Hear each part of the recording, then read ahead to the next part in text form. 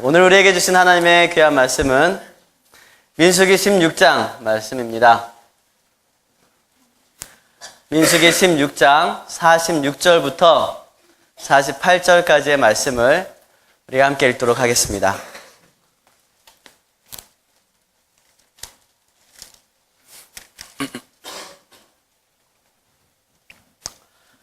한 절씩 읽고 교독하고 마지막 절은 함께 읽습니다. 제가 먼저 읽겠습니다. 이에 모세가 아론에게 이르되 너는 향로를 가져다가 제단에 불을 그것에 담고 그 위에 향을 피워 가지고 급히 회중에게로 가서 그들을 위하여 속죄하라. 여호와께서 진노하셨으므로 연병이 시작되었음이니라.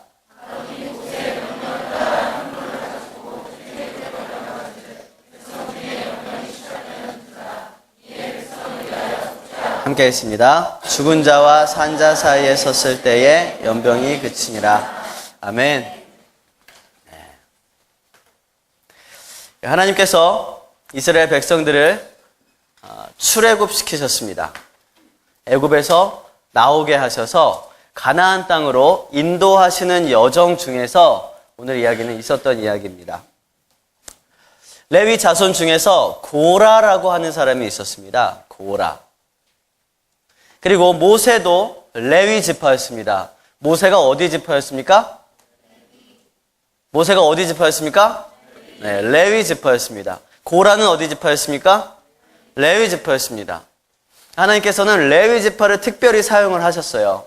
그래서 레위 지파에게는 가나안 땅으로 들어갈 때 땅을 분배할 때 땅을 주지도 않으시고 각 족속에 흩어져서 각 지파마다 흩어져서 각 족속 지파마다 예배를 드릴 수 있는 제사장의 직분을 주셨습니다. 근데 같은 레위 지파 안에서 고라가 있었고요. 또 한 명은 모세가 있었습니다. 그러니까 두 명은 사실은 친척이었어요. 이렇게 따져보니까요, 사촌이더라고요, 사촌. 나이를 이렇게 좀 따져보니까 고라가 사촌 형이에요. 그 당시에는 이제 한 지파 안에서는 거의 다 뭐 사촌, 육촌 막 그 정도였었겠죠. 사촌 형쯤 되었습니다. 그런데 이 고라 입장에서 한번 생각을 해봐요. 고라는요, 출애굽 당시에서부터 계속해서 이 이스라엘 백성들과 함께 있었던 사람입니다.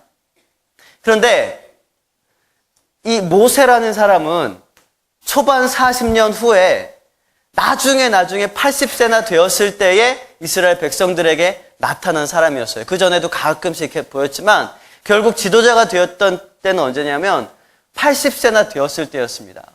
그때 딱 나타나서 그때 지도자로 이스라엘의 지도자로 그렇게 세워지게 되었습니다. 그런데 고라 입장에서 생각을 해보면 자기 사촌 동생 뻘되는 그런 모세가 갑자기 나타나서 이스라엘 백성의 지도자이다. 하나님이 나를 부르셨고 여러분들을 출애굽시키라고 하셨다. 이러면서 딱 나타나서 뭐 여러 가지 기적을 행하긴 했지만 이스라엘 백성들의 지도자가 되었던 그 모습이 레위인인 고라의 입장에서 보기에는 아마 그렇게 탐탁히 여길 만한 모습은 아니었을 것입니다. 그래서 이 고라가 다른 사람들을 몇 명을 불러 모았습니다. 르우벤 지파였던 다단, 아비라, 온, 이런 사람들 몇 명 이렇게 불러 모았습니다. 그리고 평소에 그렇게 생각을 해왔던 이스라엘의 지휘관들 250명을 불러 모았습니다. 반역을 일으키려고 그러는 거죠.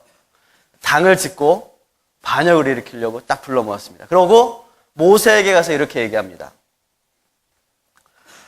여러분들 성경책 민수기 16장 3절에 보니까 이렇게 얘기합니다. 모세와 아론 당신들은 지금 분수에 지나치도록 행동하고 있는 것입니다. 이스라엘 백성들 모든 회중들이 다 거룩한 하나님의 백성들인데 왜 당신들만 그렇게 유독 특별하게 하나님의 은혜와 하나님의 말씀을 듣는다고 하십니까? 이거는 당신들이 분수에 지나치게 행동하고 있는 것입니다. 왜 당신들만 높은 자리에 그렇게 앉아 있습니까? 이렇게 얘기를 했어요. 자, 모세를 세우신 분은 누굽니까? 하나님이거든요. 근데 모세에 대해서 그렇게 얘기했다는 것은 하나님에 대해서 하나님을 멸시하고 하나님에 대해서 반항하고 있다는 얘기입니다. 근데 그 이야기를 모세가 들었을 때 어떻게 반응을 합니까? 16장 4절을 보니까 이 이야기를 듣고 어떻게 해요? 엎드렸어요. 이야기를 듣고 엎드렸습니다. 이 엎드림이 사람 앞에 엎드렸겠습니까? 아닙니다. 이 이야기를 듣고 모세는 하나님 앞에 엎드렸습니다. 하나님이 주시는 말씀을 가지고 하나님이 주시는 마음을 가지고 겸손한 마음을 가지고 싸우려고 하기보다 겸손한 마음으로 하나님 앞에서 하나님의 음성을 듣게 됩니다. 그리고 고라와 다단의 그 말도 안 되는 그 이야기 앞에다가 이렇게 얘기를 합니다. 레위 자손들아, 내가 분수에 지나친 게 아니라 너희가 분수에 지나친 거다. 지금 성막에 하나님 가까이에서 일하는 게 그게 무슨 작은 일인 줄 아느냐. 지금 너는 어마어마한 일을 감당하고 있으면서 더 높은 자리를 그렇게 생각하고 있는 그 교만함으로 너네 지금 분수에 지나치게 행동하고 있는 거다. 이렇게 이야기를 하면서 모세는 그 반역을 일으켰던 모든 사람들을 하나님의 장막 앞으로 불러 모았습니다. 그것에서는 고라와 그의 가족들과 그의 종들과 또한 그 250명의 이스라엘 지휘관들이 모이게 되었습니다. 그리고 모세는 이렇게 얘기합니다. 29절부터 30절인데요. 이 사람들의 죽음이 다른 사람의 죽음이랑 같다면 나는 하나님이 보내신 사람이 아니다. 이 사람들은 매우 매우 특별하게 죽을 것인데 어떻게 죽을 거냐면 땅이 갈라져서 그 안으로 빠질 것이다. 그리고 이 말이 끝나자마자 무슨 일이 있었습니까? 땅이 갈라지고 고라와 그에게 속한 사람들과 모든 사람들이 땅 밑으로 들어가게 되었습니다. 그들의 비명소리를 들으면서 주위에 있던 사람들은 깜짝 놀라서 막 밖으로 도망갔다. 이렇게 표현을 하고 있습니다. 이렇게 죽었다는 것은 무엇입니까? 누구 잘못으로 죽은 거예요? 고라와 그 무리들 본인들의 잘못으로 죽은 거예요. 그들의 교만이 여호와를 멸시하였기 때문이라는 것입니다. 자신들의 교만으로 인해서 하나님을 멸시함으로 인해서 고라와 그에 속한 사람들은 다 죽임을 당하게 되었습니다. 그리고 그들과 동조했던 250명의 지휘관들도 다 여호와의 불이 임하여서 다 불타서 죽었다. 35절에 그렇게 기록되고 있습니다.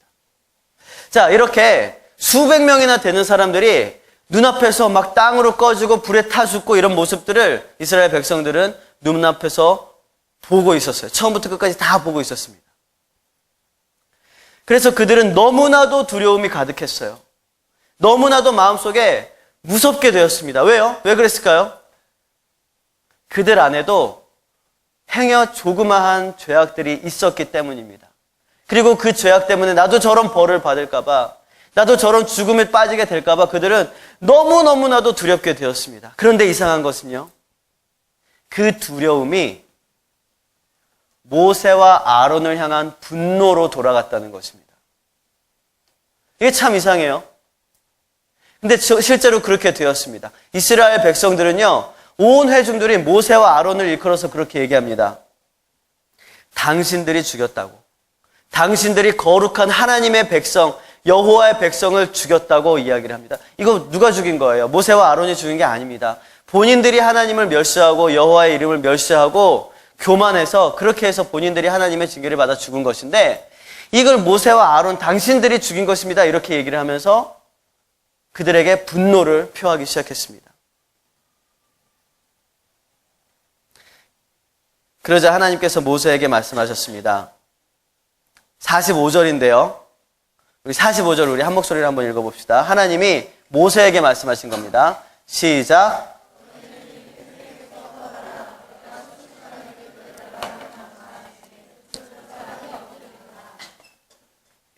하나님이 보시기에 야, 저런 말도 안 되는 형편없는 그런 백성들을 봤나 그런 거예요.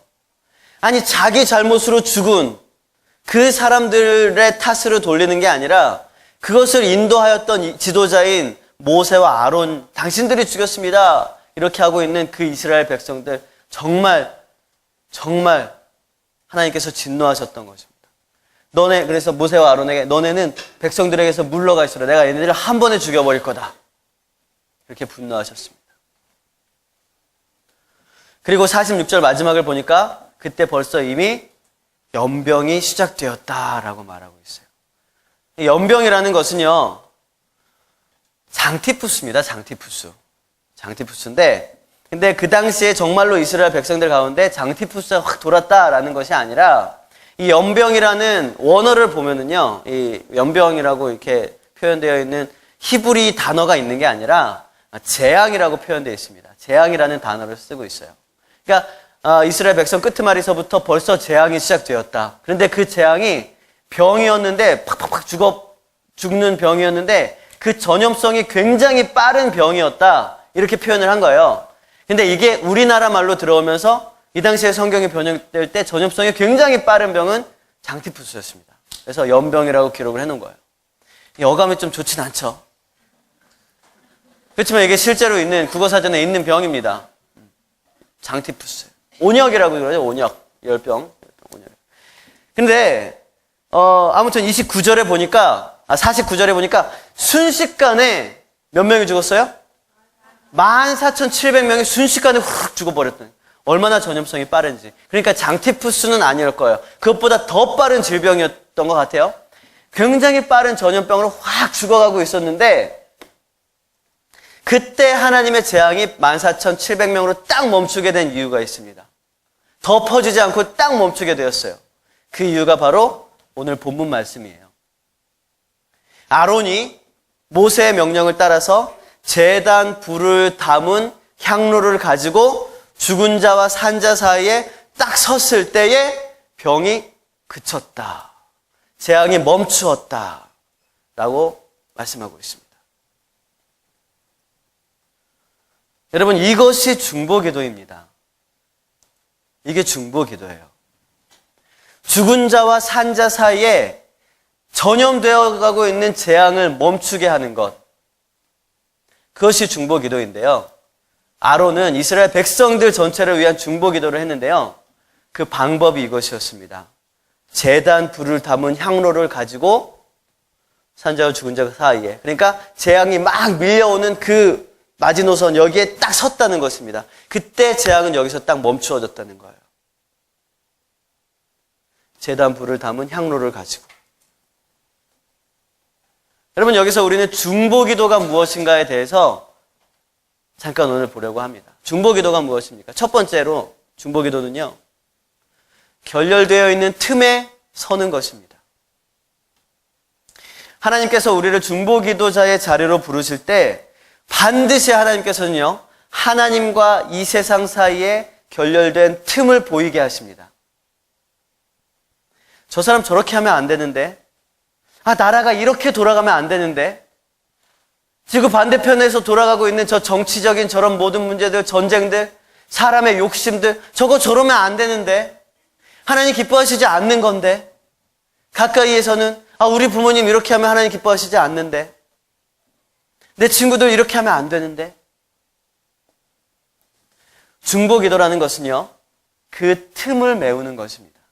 하나님과 세상 사이, 하나님과 가족 사이에, 하나님과 친구들 사이에, 하나님과 하나님을 믿지 않는 그 사람들 사이에 결렬되어 있는 틈을 메우는 것이 중보기도입니다. 틈을 메우기 위해서는 어떻게 해야 됩니까? 한 가운데로 가서 양쪽 다 끌어당겨야죠.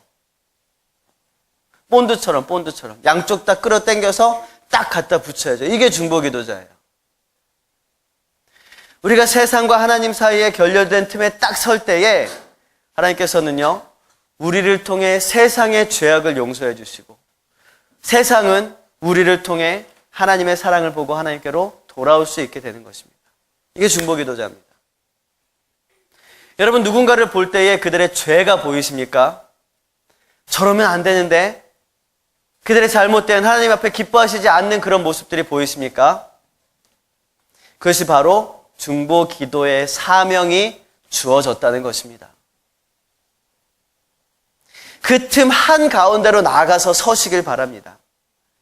여러분의 가족과 하나님 사이에 서시길 바랍니다. 친구들과 하나님 사이에 서시길 바랍니다. 직장과 하나님 사이에 서시길 바랍니다. 이 나라와 이 민족의 모든 틈과 하나님과의 사이에 서시길 바랍니다. 그렇게 나아갈 때에 하나님께서 우리를 중보기도자로 쓰시게 되는 것입니다. 두 번째 중보기도는요, 기도의 향로를 드는 것입니다. 아론은요, 백성들의 죽은 자와 산 자 사이에 서서 기도의 향로를 들었습니다.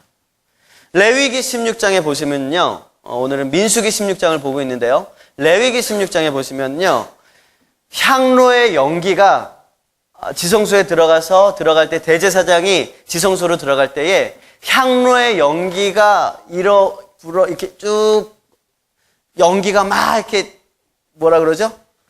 막 이렇게 치솟아 올라서 그 지성소 안에 있는 언약궤 위에 있는 속죄소를 확 연기로 덮을 때, 쫙 덮을 때 이 대제사장은요, 지성소로 들어가도 죽지 않게 되어져요. 그러니까 죄가 가리워진다라고 표현을 하고 있습니다. 이 향기가, 이 연기가 지성소의 속죄소에는 시은좌라고 합니다. 하나님이 거하시는 곳이에요. 그러니까 하나님과 우리 사이를 이 연기가 있을 때에 우리의 죄가 덮어진다는 것입니다. 이게 레위기 16장 13절에 기록되어 있는 내용이에요. 기도의 향로는 죄를 가린다는 것입니다.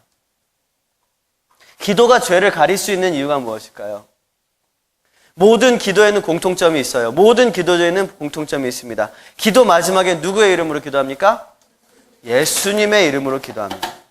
우리가 예수님의 이름으로 기도한다는 의미는 나는 내 모습 이대로는 주님 앞에 나갈 수 없는 죄인이지만, 나는 주님께 나아가면 죄 때문에 난 바로 죽을 수밖에 없는 그런 죄인이지만, 내가 주님 앞에 나갈 수 있는 담대함을 얻을 수 있는 것은 누구 때문에? 예수의 이름 때문에, 예수님 때문에, 예수님을 통해서 내가 나갈 수 있다는 거예요. 왜요?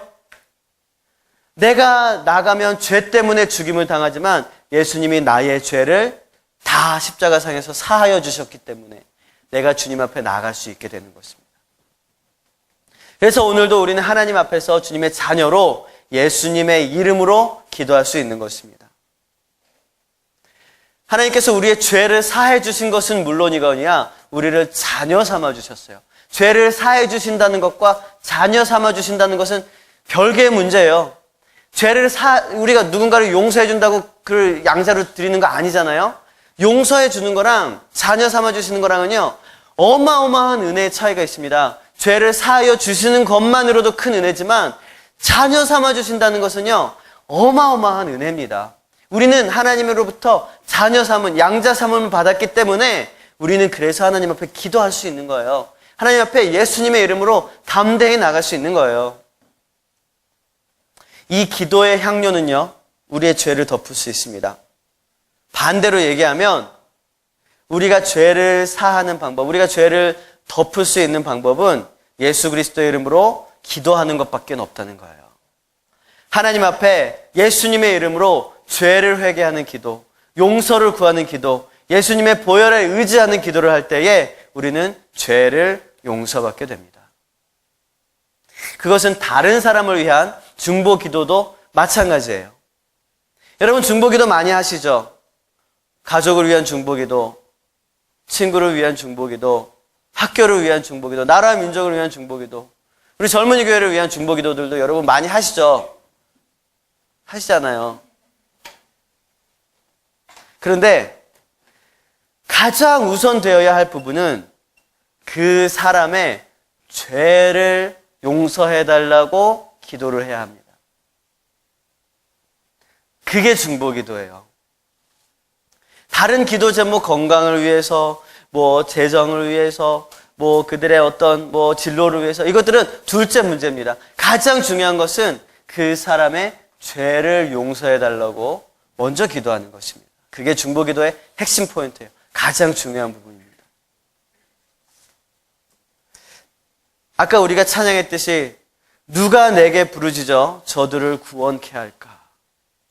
누가 나를 위해 가서 나의 사랑을 전할까? 하나님께서는요, 오늘도 누가 내게 부르짖어서 저들을 구원케 할까? 부르짖을 사람들을 찾고 계시다는 것입니다. 여러분 중보의 자리에서 그들의 죄를 들고 하나님께 나아가시는 그런 저와 여러분 되시길 바랍니다. 중보 기도는 첫 번째로 뭐라 그랬습니까? 결렬된 틈에 서는 것이라 그랬습니다. 두 번째로 뭐라 그랬습니까? 기도의 향로를 하나님께 드리는 것이라고 말씀드렸어요. 셋째로 중보기도는요, 최고의 중보자이신 누구일까요? 예수님입니다. 예수님을 따르는 삶입니다. 최고의 중보자이신 예수님을 따르는 삶, 그것이 바로 중보기도입니다. 엄밀히 말하면 성경에 이 중보라는 단어는요, 예수님에게만 쓰여졌던 단어예요. 사람들에게는 중보라는 말이 쓰여지지 않았어요. 심지어 디모데전서 2장 5절에 보면은요, 한 분 하나님이시고 한 분 중보자이신 예수 그리스도라고 표현하고 있어요.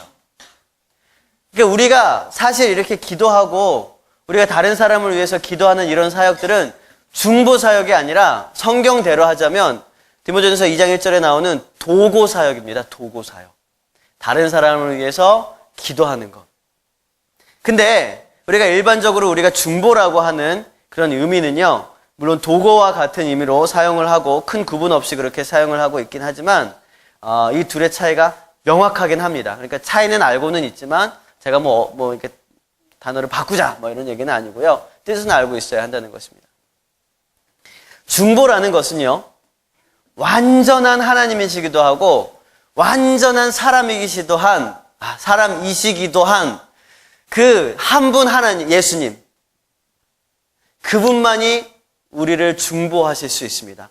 다리를 놓는다는 뜻이에요. 하나님의 사랑을 이쪽에 전하고 이 사람들을 하나님께로 끌어갈 수 있는 다리를 놓는 사역이 중보 사역입니다. 그런데 우리가 그걸 할 수 있어요, 없어요? 솔직히 우리는 그걸 못해요. 왜냐하면 죄를 사해야 되는데 우리가 그들을 대속해서 죄를 사할 수가 없거든요. 그래서 우리는 엄밀히 말하면 중보라는 사역은 못해요. 우리가 할 수 있는 거 아니에요. 예수님이 하신 사역이에요. 하지만 우리가 이야기하는 우리가 평소에 얘기하는 중보, 그러니까 바꾸어 말하면 도고라는 사역은 뭐냐면요, 같이 죄인 된 입장이에요. 같이 사람 된 입장으로서 나는 하나님 앞에 기도합니다. 하나님, 주님 감사합니다. 기도하고 예배하고 찬양하고요. 이 사람은 하나님 몰라요. 이 사람 죄 짓고 있어요. 하나님, 저 사람 죄도 사하여 주시고 저 사람도 주님 앞에 나아갈 수 있게 해주세요. 이거는 도고의 사역입니다. 근데 우리는 이걸 일반적으로 중보라고 얘기를 하고 있죠. 어쨌든 우리가 할 수 있는 도고의 사역, 중보의 사역은 이것입니다. 그럼에도 불구하고 우리가 이 도고 사역을 중보 사역이라고 이야기를 하는 이유는 아마도 한 분 중보자 되신 그 예수 그리스도의 삶을 본받아서 그분이 가지셨던 희생과 헌신의 그런 중보 사역을, 그 중보자의 마음을 품고자 그런 의도가 있지 않았나, 저는 그렇게 생각을 합니다.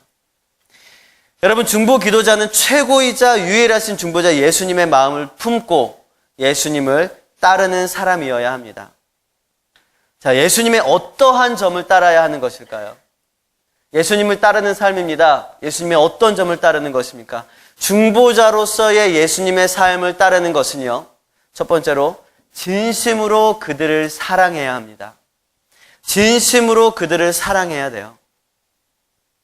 손에 못을 갖다 대고 망치로 두들기고 있는 그 로마 병정을 향해서 예수님은요, 하나님, 저들이 뭘 하고 있는지 알지 못합니다. 저들의 죄를 용서해 주십시오라고 기도할 만큼이나 사람을 사랑하셨어요. 하나님이 만들어 놓으신 그 사람을 그렇게 사랑하셨습니다. 여러분, 중보 기도를 한다고 하지만 그들을 얼마나 사랑하십니까? 지구 반대편에 있는 불쌍한 이들을 위하여 기도한다고 하지만 그들을 위한 정말 애끓는 그런 사랑이 여러분들 마음속에 있으십니까? 가족을 위해서, 친구를 위하여 중보한다고 하지만 그들을 진심으로 사랑하십니까? 모세는 이스라엘 백성들을 너무나 사랑하고 안타까워했습니다. 그들 때문에 마음 아파했어요. 그래서 오늘 본문 말씀만 봐도 알잖아요. 막 하나님께서 다 죽이겠다 막 그랬을 때 하나님 앞에 엎드리고 아론한테 빨리 저기 향로 담아가지고 빨리 그 중간에 서라. 빨리 이렇게 하나님의 진노를 멈추자. 사랑하는 이스라엘 백성들이 다 죽어가고 있다. 우리가 잘 알고 있는 이야기가 또 있죠. 출애굽기 32장에 보면, 32절에 보면 하나님, 이 이스라엘 백성들의 죄를 사하여 주시옵소서. 그렇지 아니하시려거든 나를 주님의 그 기록된 생명책에서 내 이름을 지워주시옵소서. 누가 이런 기도를 할 수 있겠습니까? 누가 다른 사람을 위해서 그 기도를 할 수 있겠습니까? 진심으로 그들을 사랑한다면 그것이 바로 중보 기도의 시작이라는 것입니다.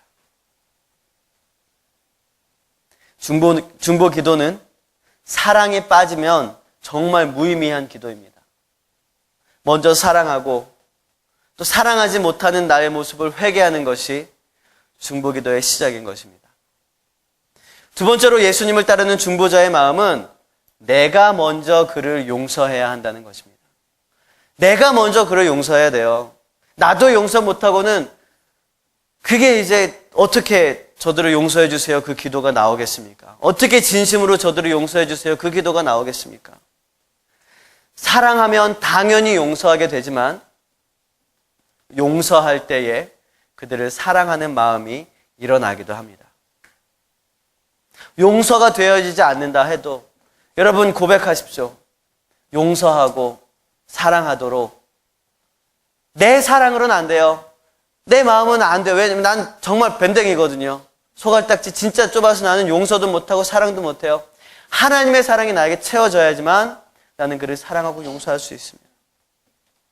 여러분 중보자 예수 그리스도를 따르시는 그런 삶을 사시길 주님의 이름으로 축원을 드립니다. 말씀을 정리하겠습니다.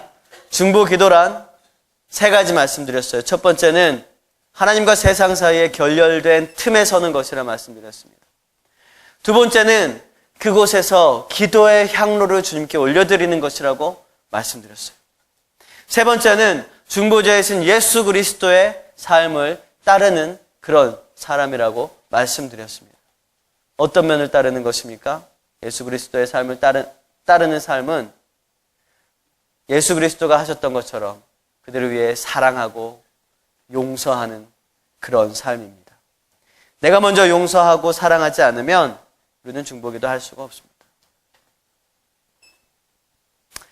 여러분, 문제를 일으킨 한 고등학생의 어머니가 고등학교 교무실에 와서 선생님 앞에 무릎을 꿇어 앉아있는 모습을 상상해 보십시오.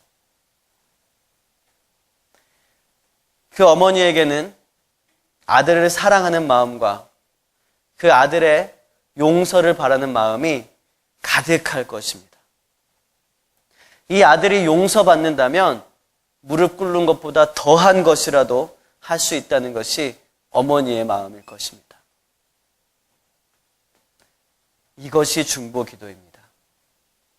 우리가 누군가를 위해 중보할 때에 우리가 누군가를 위해서 그 사람의 죄를 위해서 하나님 앞에 가지고 나아갈 때에 우리는 진심으로 사랑하는 마음과 용서하는 마음, 정말 교무실에서 무릎 꿇은 그 어머니의 마음과 같은 그런 애절한 마음이 우리에게 먼저 부어져야 하는 것입니다. 주님께서는 주님의 자녀들이 돌아오길 원하십니다. 그리고 그 결렬된 틈에 우리가 기도의 향로를 들고 서길 원하십니다. 하나님의 마음을 품고 제가 주님께 부르짖겠습니다. 제가 저들에게 달려가 하나님의 사랑을 전하겠습니다. 결단하시는 저와 여러분 되시길 주님의 이름으로 축원을 드립니다. 시간 함께